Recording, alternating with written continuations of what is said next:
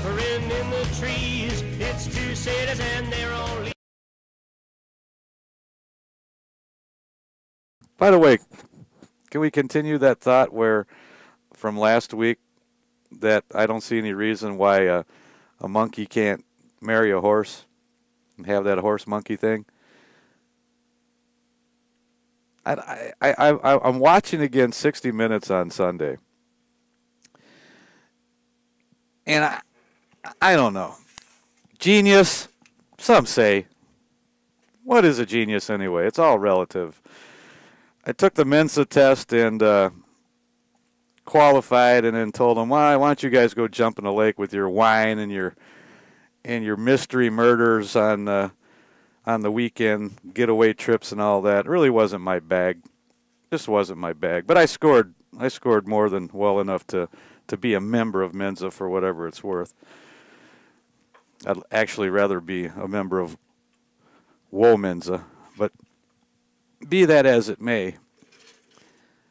I'm watching 60 Minutes again this past Sunday, and they have the geniuses on there. They're the archaeologists or whatever they are. Anthropologists, what are they? The guys that dig up dinosaurs and whatnot. Alientologists? Paleontologists, those cats. Okay, did you watch the program?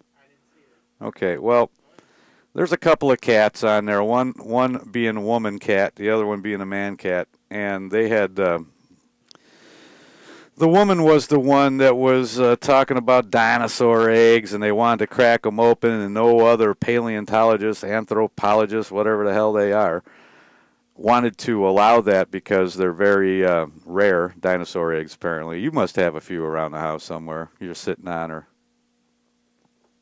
when you're not doing anything else. So I guess she has sex with this other paleontologist. So he will allow her to crack his eggs. You know what I'm saying? And he's one of the few, if not the only.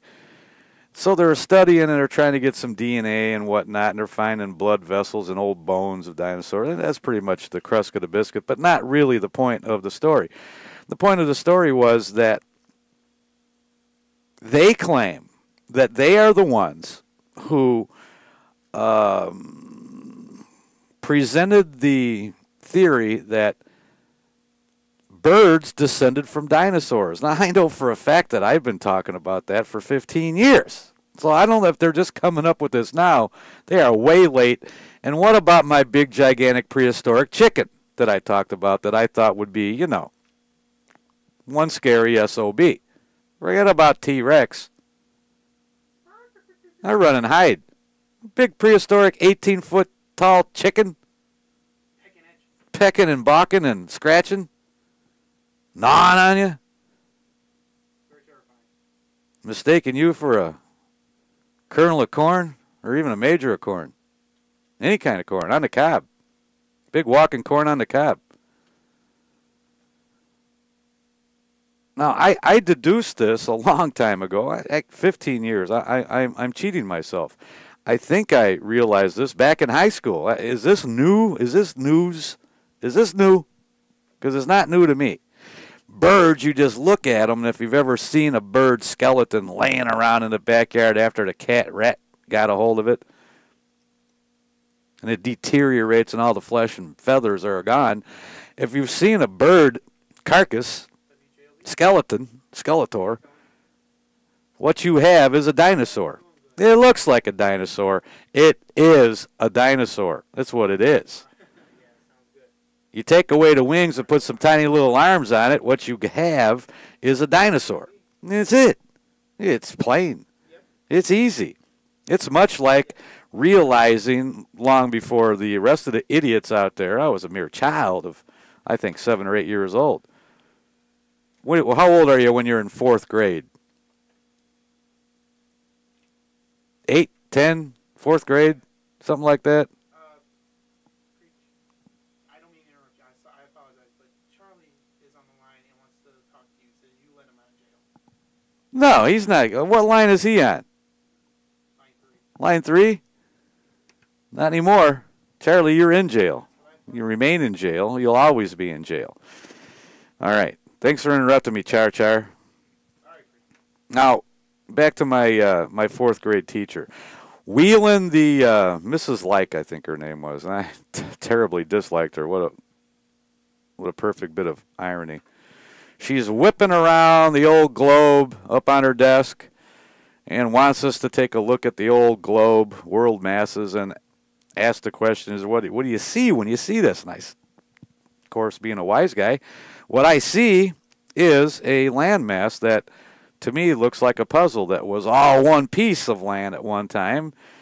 And if you look at Brazil in conjunction with Africa compared to Africa and India, you can almost see it where it was all one piece. It's a puzzle, really. And she thought that someone had told me this and said, no, really, I'm just looking at it like you are, you old bag.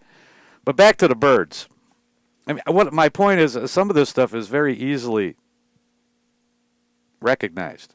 You see a bird skeleton, hey, it's a dinosaur. Look at it.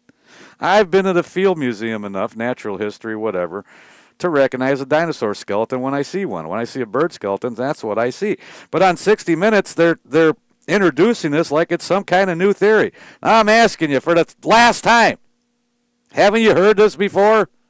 Crying out loud. 60 Minutes. Give me a break. Come on over to my house. I don't want any credit for this bird dinosaur thing, but it's an obvious. I don't know what the hell they're talking about. It's 2010. Give me a break. About 1975.